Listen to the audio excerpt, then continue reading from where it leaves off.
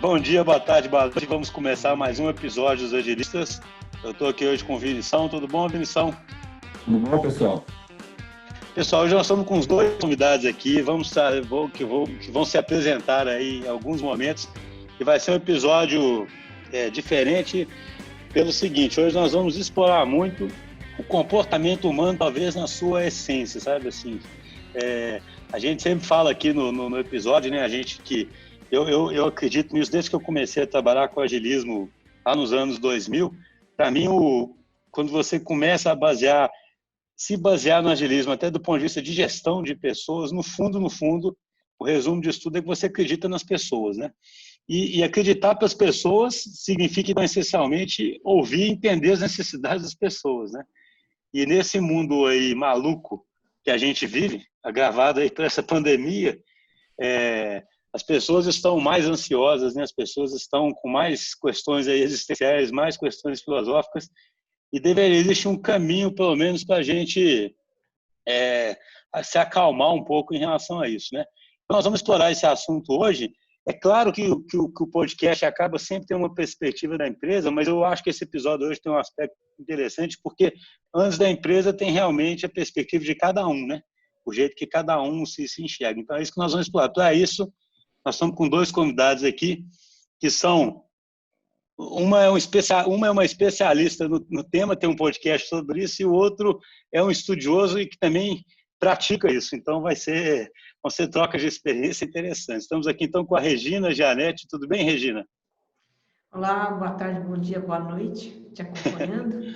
É um prazer estar aqui com vocês para discutir, né, essa questão das pessoas, que são, enfim, o ser humano é a matéria-prima do autoconsciente. Eu produzo o podcast Autoconsciente, que está em todos os lugares. Ele existe desde novembro de 2017, é um dos 10 maiores podcasts hoje do Spotify, está entre os maiores do Brasil, falando de gente, falando de nós, né? Falando da nossa mente, das nossas emoções, e trazendo essa ideia de estar mais autoconsciente, ter uma vida interior. Tá? Então, é com essa perspectiva aqui que eu pretendo contribuir com a conversa. Excelente. Estamos aqui com o Jason. Desculpa, qual é o seu sobrenome, Jason? Eu queria ver você ler sobrenome. Eu gosto quando as pessoas tentam, sabe? Jason Aaron. Como meu nome é Schuster, eu estou acostumado. Então, você Jason já sabe. Arenhart de Bastiani.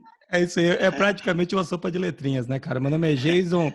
A minha mãe colocou o nome americano para seguir depois o Arenhart, que é um alemão, e o De Bastiani é italiano. E para sair um brasileiro safado desse, eu fico pensando que bagunça, né, cara?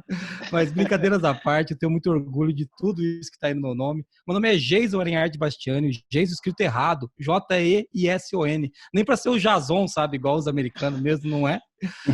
Eu trabalho na ForLogic, uma empresa de tecnologia, assim como a DTI, mas a gente tem um viés focado em qualidade, excelência e gestão. Eu medito, eu puxo o nosso time, as nossas meditações. Sabia, Regina, não te falei, mas na firma tem meditação todo dia. Maravilha. Todo dia, 1h20, a gente medita. É difícil trazer as pessoas, ontem mesmo também 3 ou 4 lá, mas eu tô lá quase. E eu trago meu filho, de 5 anos, para meditar comigo, que é aquela luta. Mas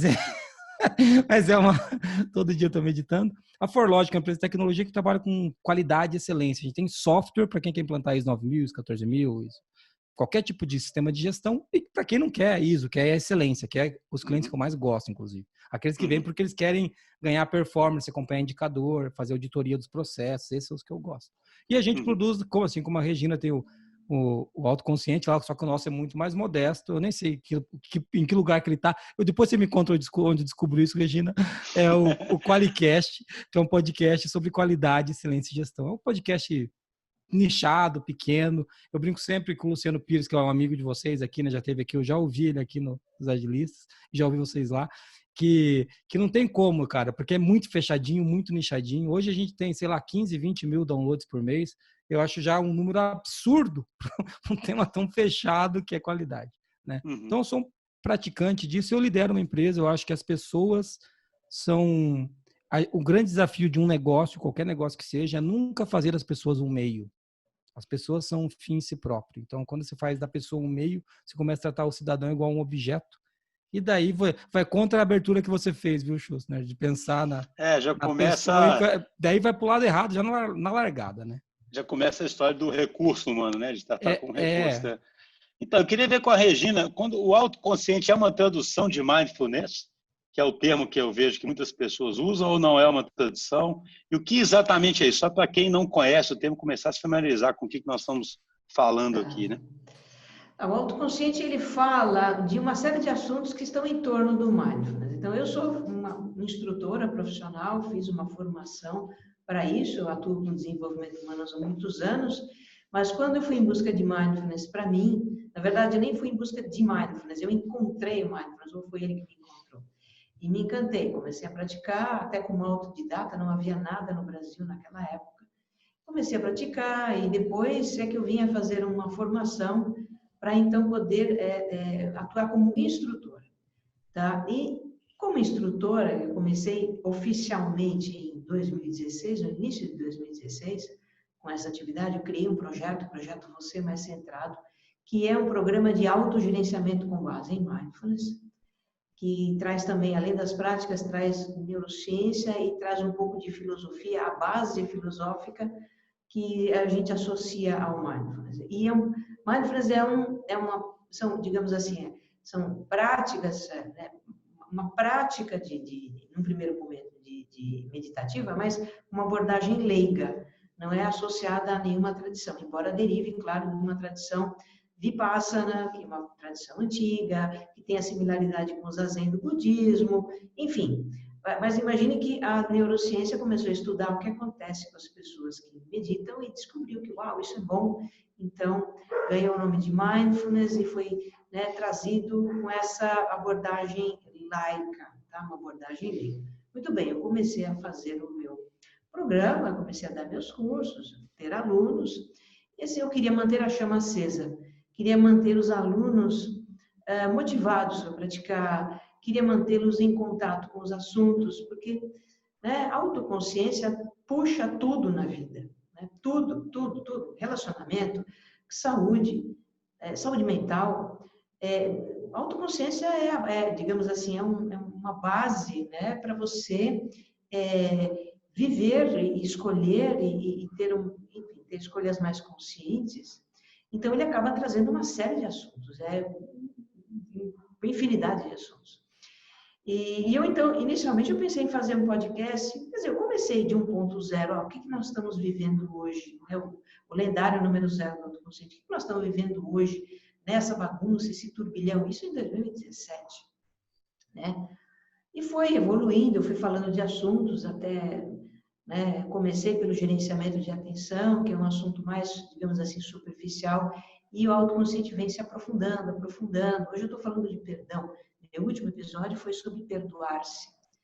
Então, o autoconsciente, eu falo muito de mindfulness, eu falo da filosofia de vida associada a mindfulness, mas aplicando isso nos diversos aspectos da vida, né?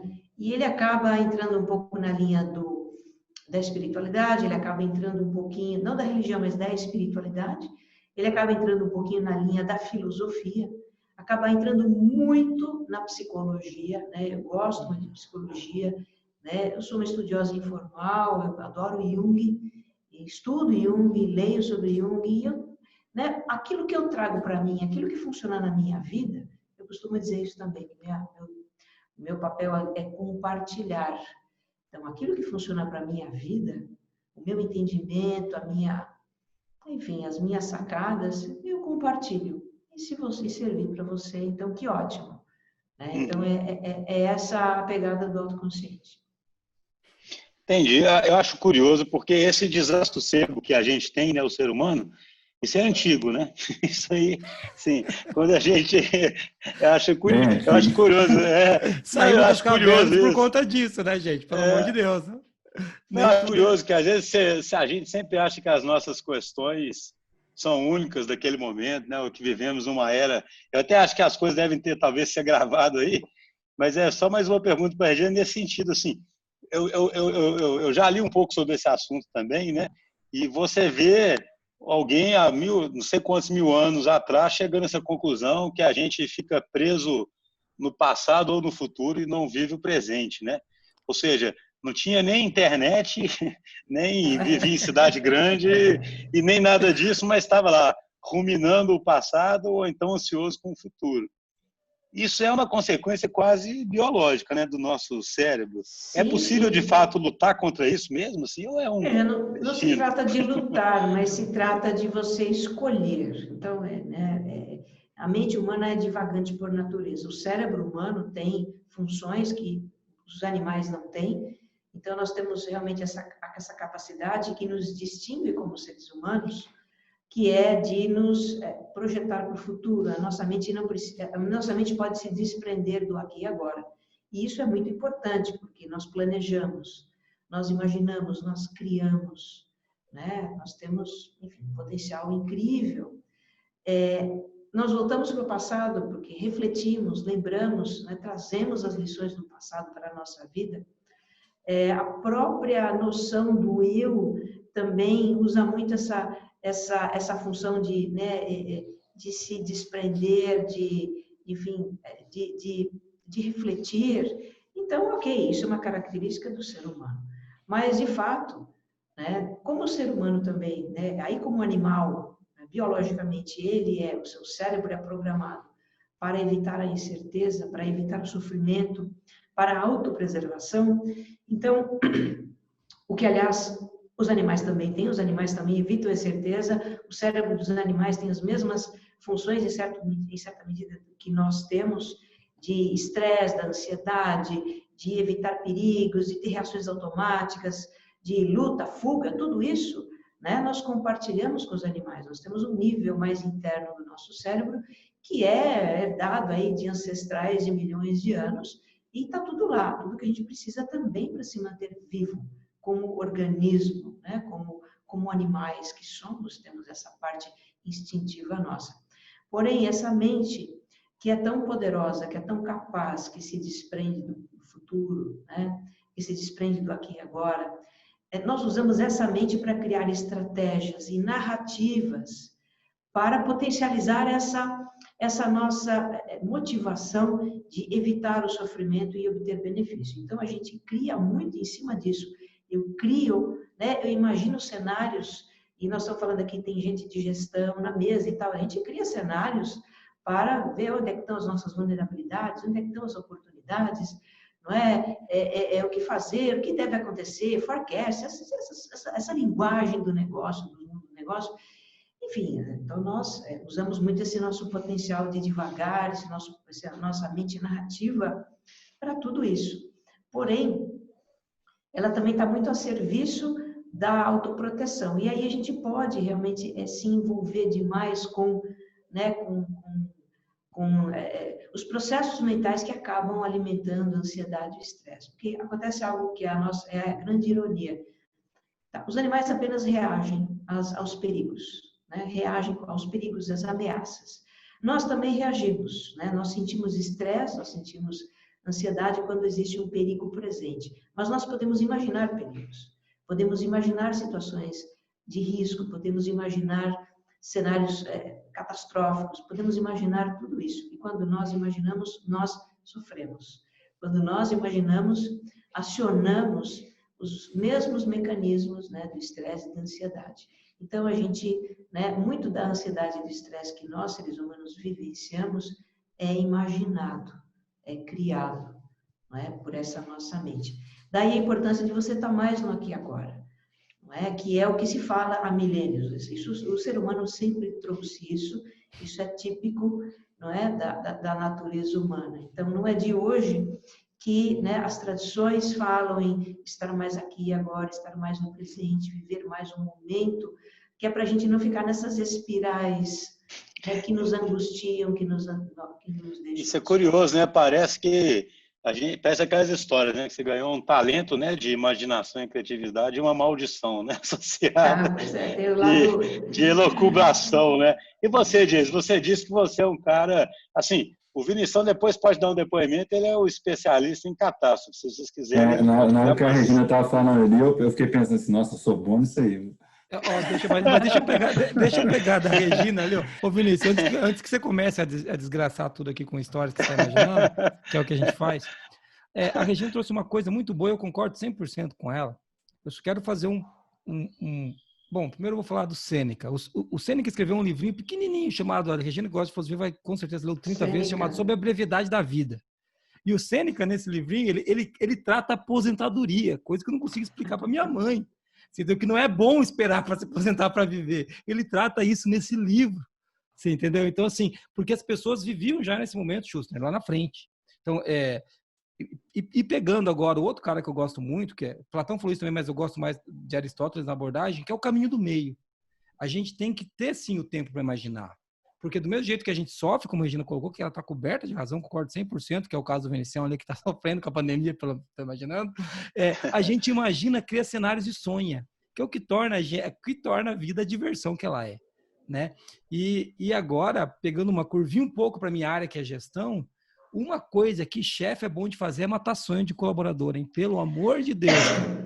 A gente é especialista em dar martelada nos dedos dos caras, entendeu? Então, eu acho que isso é uma coisa que daí quando você pede pro cara estar presente, né? E daí para ele não ficar no passado, e quando ele vai você vai precisar que ele imagine alguma coisa que você tem que criar. Porque hoje em dia ficar repetindo não vai manter nenhum negócio. Se qualquer negócio está tentando se repetir, ele vai acabar.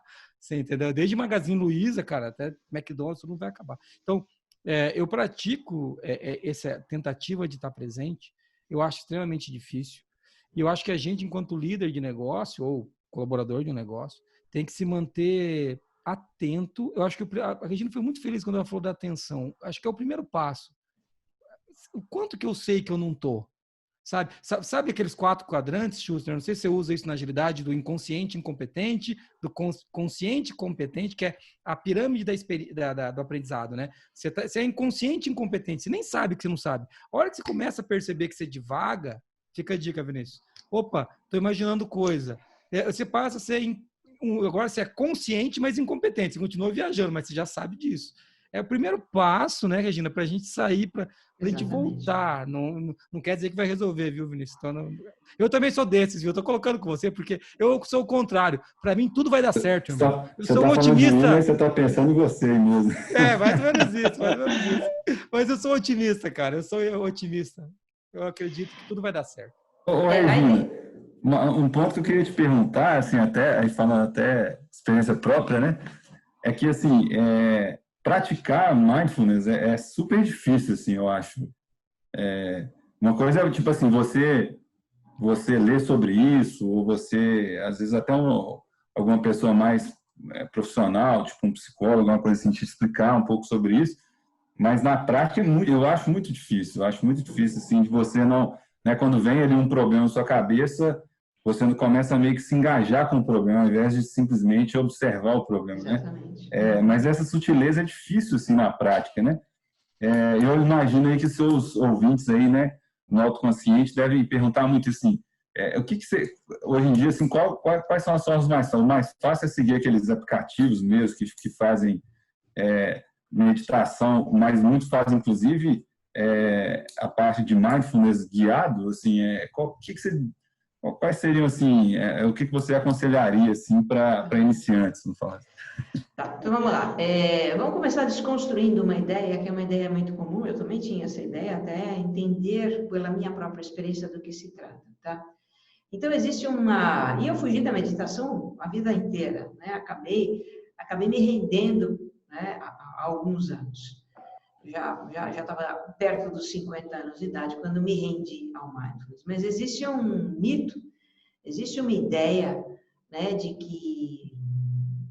Isso pode se aplicar a outras modalidades de meditação, mindfulness é apenas um ramo da grande árvore da meditação, mas o mito de que mindfulness é eu esvaziar a minha mente, e não é bem assim.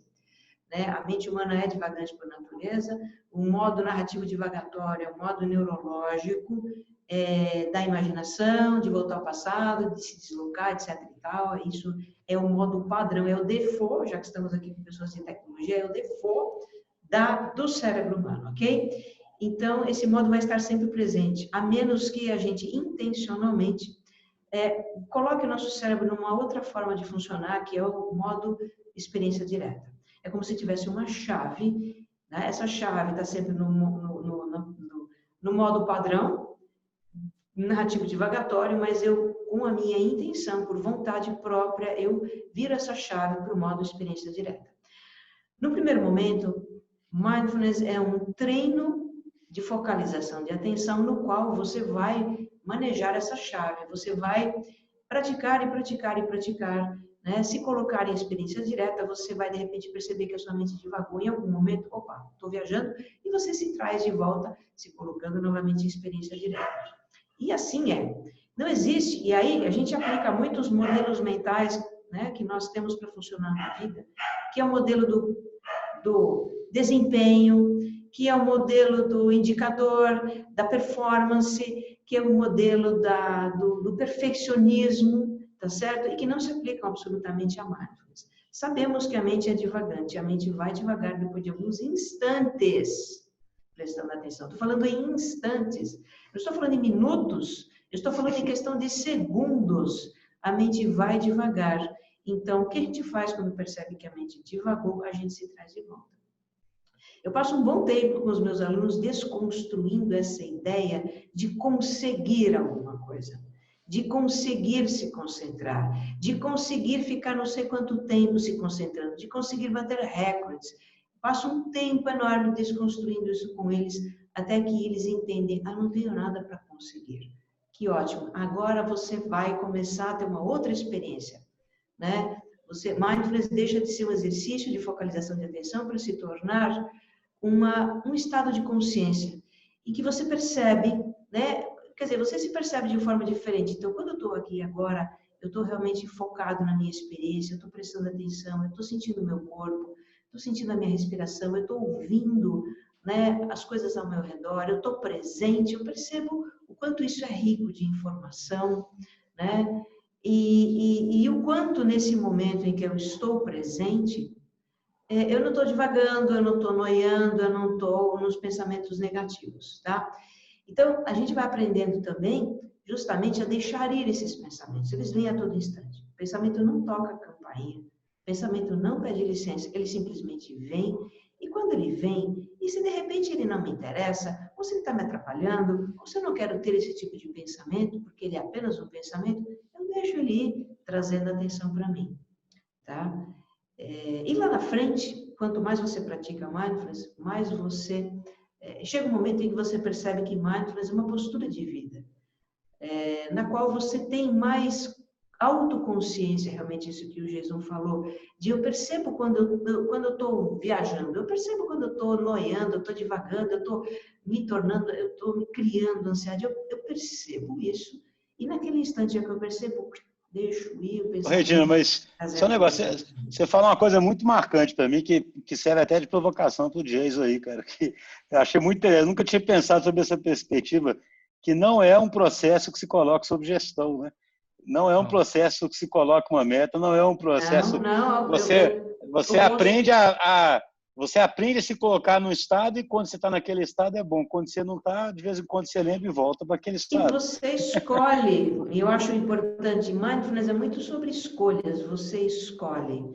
Nós somos seres humanos, funcionamos assim, precisamos criar, precisamos imaginar. É maravilhoso isso, você criar, e olha quantas coisas, né?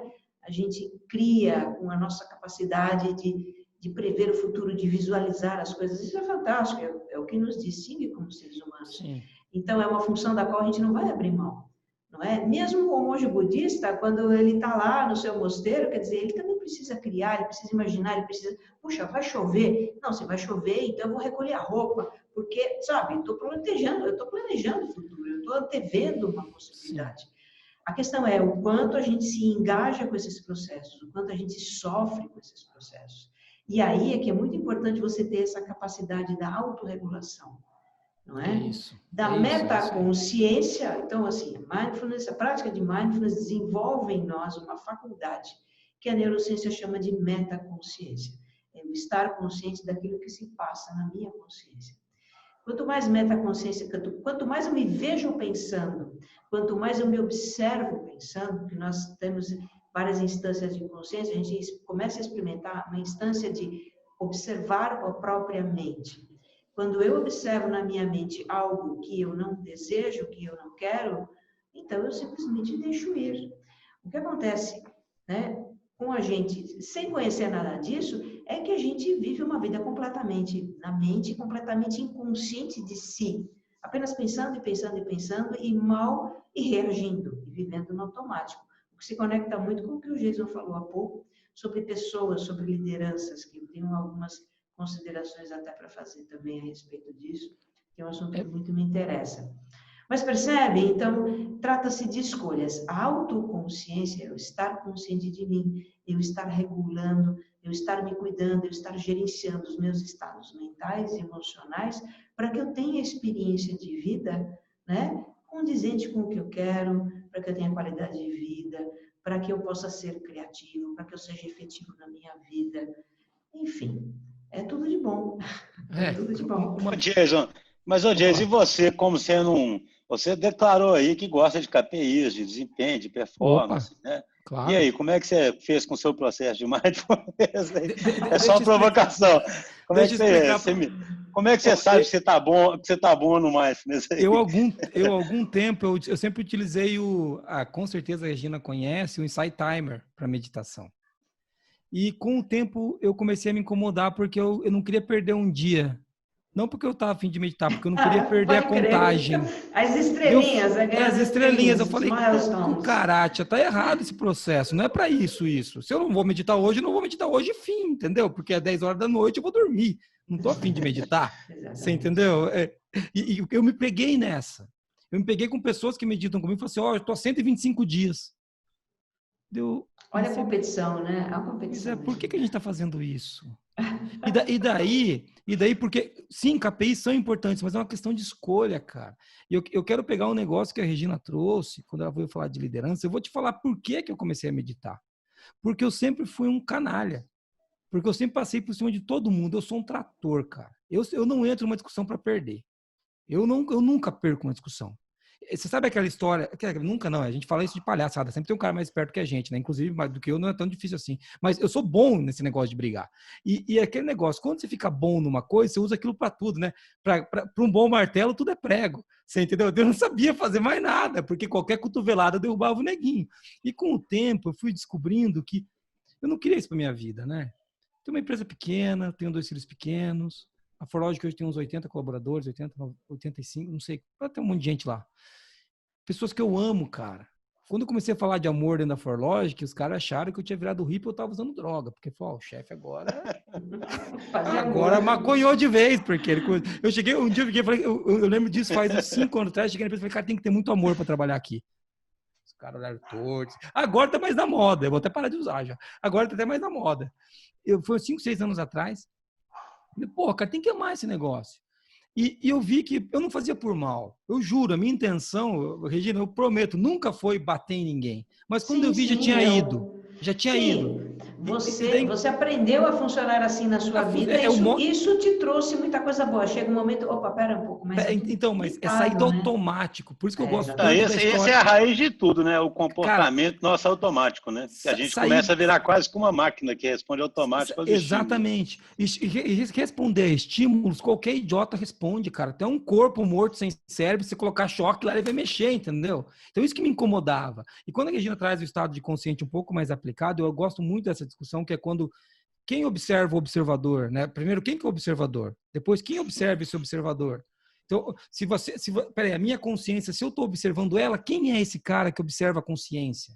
Essa é uma discussão muito legal, muito rica. Muito legal. Também precisa de muita maconha para a gente avançar, mas eu gosto dessa discussão, sabe? É uma coisa que eu não entro muito nessa lá na firma, e sempre que eu vou fazer um negócio desse, eu trago uma KPI. Tá, Schuster? Eu sempre trago, quando eu fui falar de meditação pela primeira vez na Forlogic, eu peguei vários estudos, tá provado que vocês não vão ficar doentes com depressão se vocês meditarem. Eu sempre trago uma coisa, porque se eu levo só pelo lado espiritualizado, não espiritual, não religioso, as pessoas não se engajam.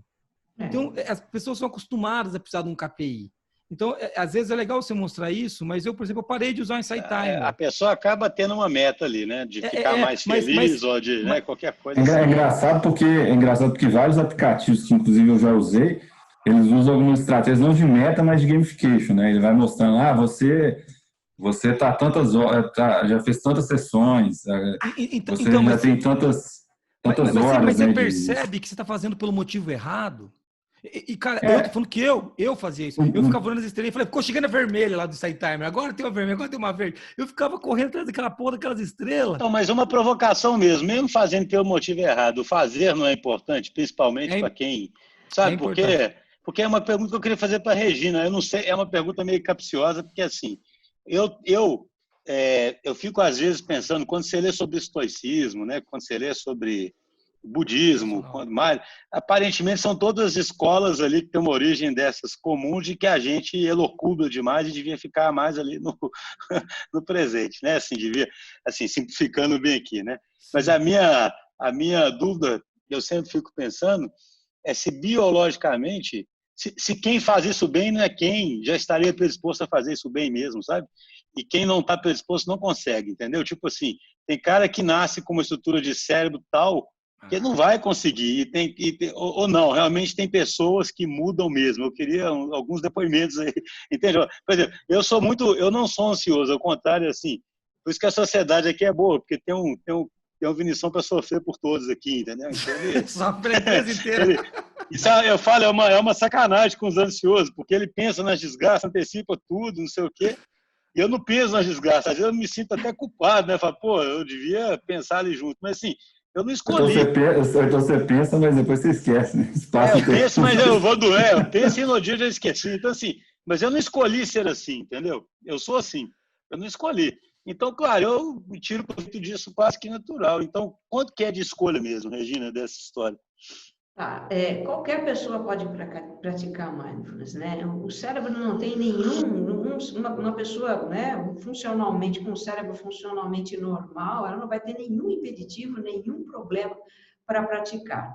O que vai, né, ser um desafio, digamos assim, são os modelos mentais dessa pessoa, né? São a maneira como ela funciona, a maneira como ela, então, como ela, enfim, como ela se relaciona, para começar, consigo mesmo. Então, isso que o Jason falou, de as estrelinhas no Insight Timer, e aí respondendo um pouquinho o Vinícius rapidamente, né? Então, os aplicativos podem criar experiências que vai depender da pessoa, podem criar experiências que são legais e que vão motivar a pessoa a praticar e que vão levá-la realmente para um relacionamento de mais compaixão consigo, serem mais suas amigas e viver melhor. Ou pode ser uma coisa assim, não, eu não dou para isso. Você pode ter, né, experiências bem diferentes. Eu realmente não aconselho, não recomendo que a pessoa comece com um aplicativo antes de saber realmente do que se trata. E aí, né, existem os programas de mindfulness para isso, para apoiarem as pessoas.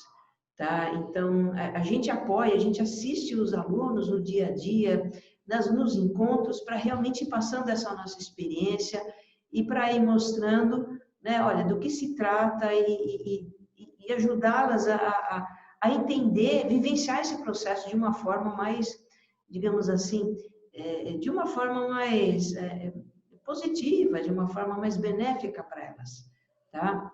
Então, existem muitos mitos, existem muitos modelos mentais e o que realmente pode, digamos assim, ser um dificultador, se é que se pode falar nisso, para as pessoas, são os modelos mentais dela. Os alunos acabam descobrindo, as pessoas acabam descobrindo, quando percebem, isso é mindfulness, puxa, então tá, que tranquilo que é, quer dizer, eu me coloco no momento presente, eu estou ali por alguns instantes comigo mesmo, eu posso levar isso para a minha vida, eu posso deixar ir os meus pensamentos quando eu não quero tê-los, e elas entendem que é disso que se trata, e isso vai se expandindo na sua vida, a gente vai construindo um relacionamento conosco mesmos, né, muito diferente, porque o mundo, gente, e aí estou falando do mundo como ele sempre foi, hoje você tem KPIs, você tem recursos, ferramentas, você tem métricas de performance e tudo isso que existe no mundo da gestão, existe um motivo para ser assim, não é uma crítica, não é um julgamento, mas a gente internaliza isso, né, e começa a viver muito em função disso. Eu vejo hoje as pessoas, né, sofrendo muito com todos esses parâmetros de performance, com todas essas com pressões e com... Porque nós não somos robôs, nós não somos máquinas. E quanto mais a gente se preocupa em atender, digamos assim, em estar em conformidade com isso, né? Aqui dentro da cabeça das pessoas, isso cria tanta pressão, isso cria tanta autocrítica, cria tanto autojulgamento, cria tanta ansiedade, que é absolutamente contraproducente. Então, onde é que entra o líder nisso? Para a gente poder caminhar aqui. Pera aí, que agora eu vou dar nos seus dedos, Fusner, porque agora, pera aí. Quando você fez uma pergunta dessa para ela, tão capciosa como é assim, mas isso daí não tinha que ser assim mesmo? E a Regina é sensacional, né, cara? Tudo depende do que você acredita. Se você, sabe aquela famosa, tem uma frase que é super clichê, se você acredita que pode, ou se não pode, você tá certo. Cara, eu sou a prova viva. Cara, você liga lá na firma, pede do Jason de 5 anos atrás, pede do Jason de hoje. Eu tenho um exemplo vivo, eu sou um animal, entendeu? Assim como todos somos, entendeu? Só que eu era muito mais irracional do que eu sou hoje. Não quer dizer que eu melhorei um pouquinho, vai, mas já ajudou muita gente lá, né? E eu tomei essa decisão quando o João, vocês não falam do João, né? Fica só vocês falando aqui, mas quem organizou a bagunça toda foi o João. Obrigado, viu, João? É o nosso Marquinho lá, tem um cara que faz isso lá na firma. Quando o João achou aquela palestra, naquela palestra que eu fiz em 2015, eu lembro que uma coisa que eu falei me marcou muito. E eu aprendi depois que eu disse. Isso eu acho muito engraçado com as coisas que eu faço, às vezes. É coisa que está internalizada. Mas já vou voltar para o modelo mental. Você sendo chefe, líder, chama como você quiser, pajé, sei lá, do nome que você quiser dar para esse negócio. Mas é o cara que toca a boiada, toca o bumbo na firma, tá? Você sendo o líder do negócio, o chefe, você vai mudar a vida das pessoas. Pro bem ou pro mal. Você só tem que escolher. Você vai chegar de manhã, 8 horas na empresa, e você vai lidar com o cara ali na hora. E daí, como você está, diz muito respeito a como você vai transformar a vida daquele cidadão. E foi quando eu percebi isso que eu falei, cara, eu não estou fazendo legal. Os resultados vêm, entendeu, Schuster? Só que a gente deixa muitos mortos e feridos no caminho. Não precisa ser assim. Sabe? Não precisa então, ser assim. aquilo que a gente falou no começo, é a partir de uma visão humanística mesmo, né? Exatamente. E de não ter um foco só. Não que o resultado não seja importante, né? Mas isso tem sido discutido muito, né, hoje em dia, até do ponto de vista do capitalismo, né?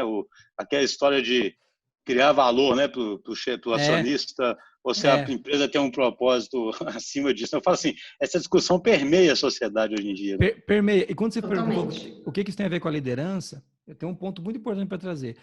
A empresa sempre vai até onde o modelo mental da liderança chegou.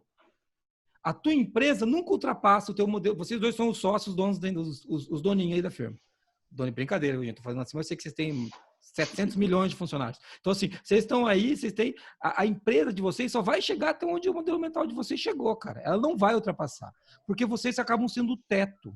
Foi aí que eu resolvi me desenvolver. Porque eu falei, cara, se eu sou o animalzinho que limita isso aqui, então, se eu me desenvolver, eu vou dar mais espaço, o teto vai crescer e as pessoas vão poder crescer. Hoje eu tenho pessoas que eu já não sei mais quem é o teto de quem lá na empresa, graças a Deus. Que eu estou, inclusive, saindo um pouco da gestão. Hoje eu faço um papel completamente diferente do que eu fazia. Estou abrindo mão da liderança.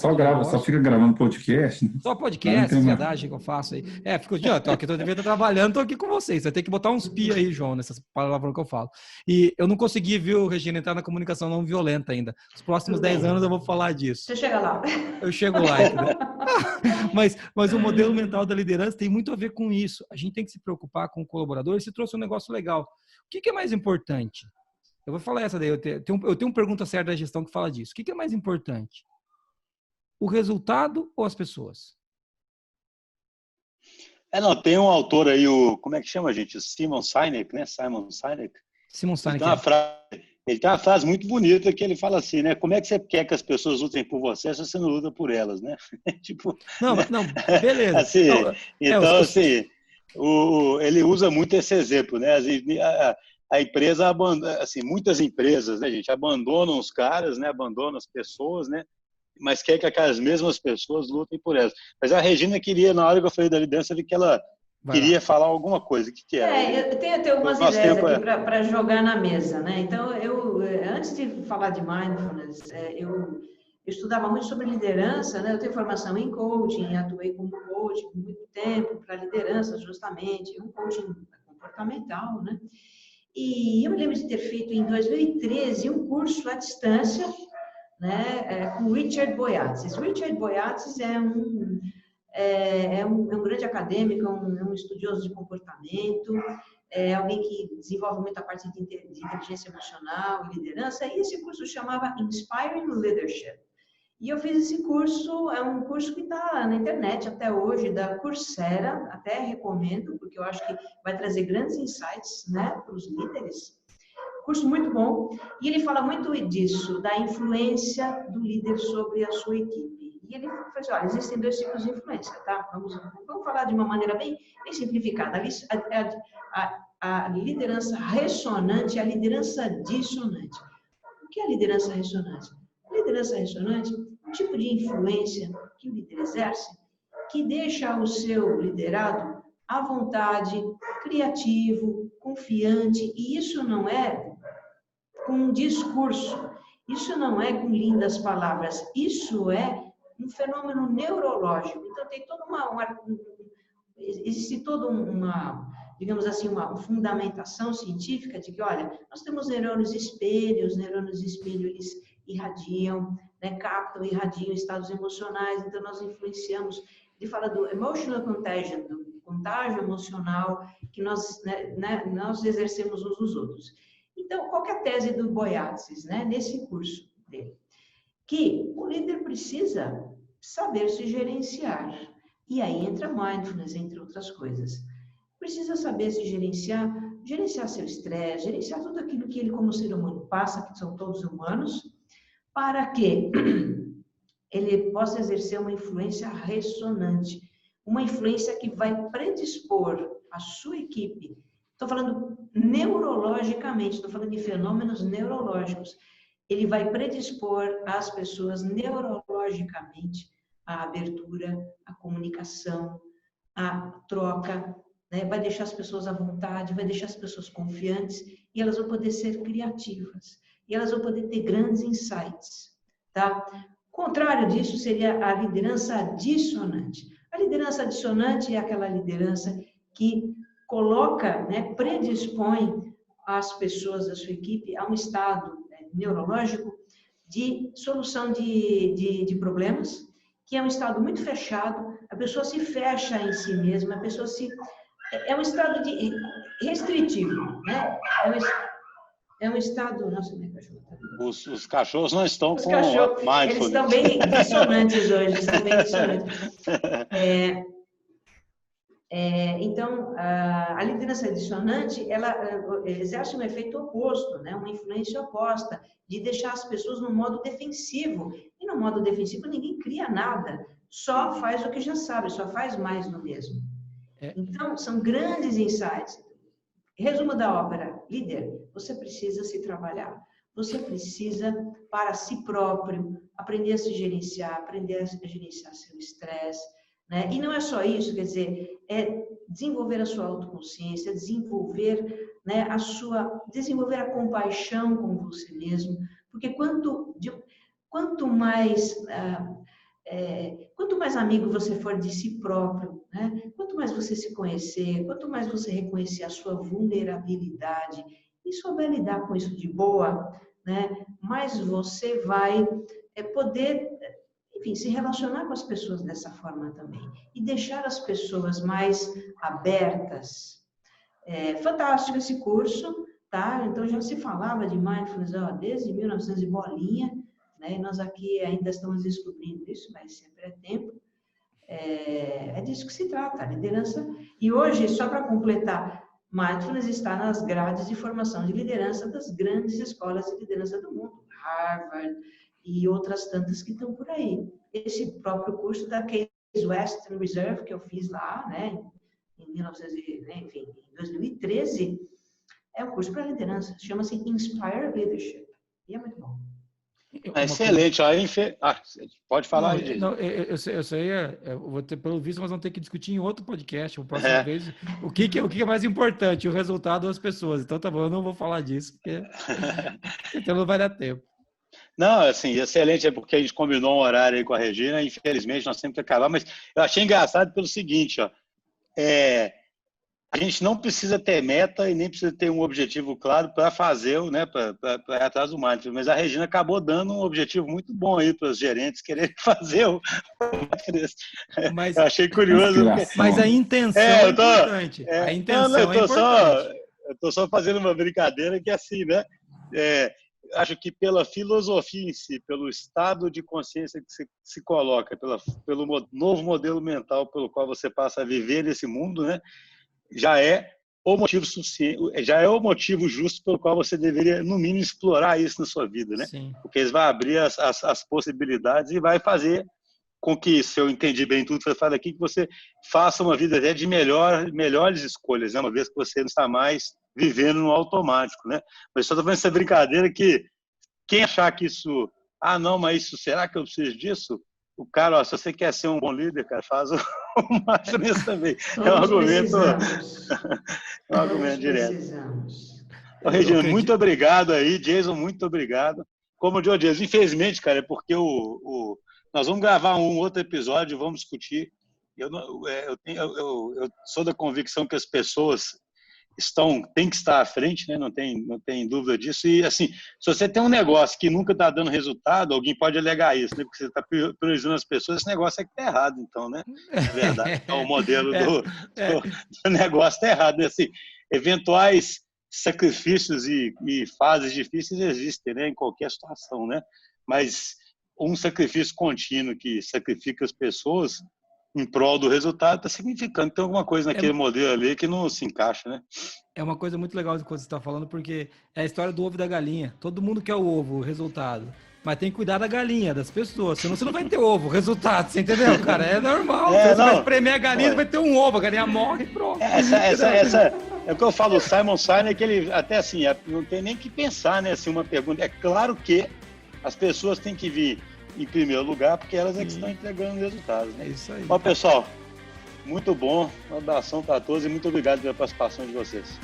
Obrigado aí, pessoal. Foi um legal, prazer. bem interessante. Tchau. Um abraço para vocês. Tchau. Tchau.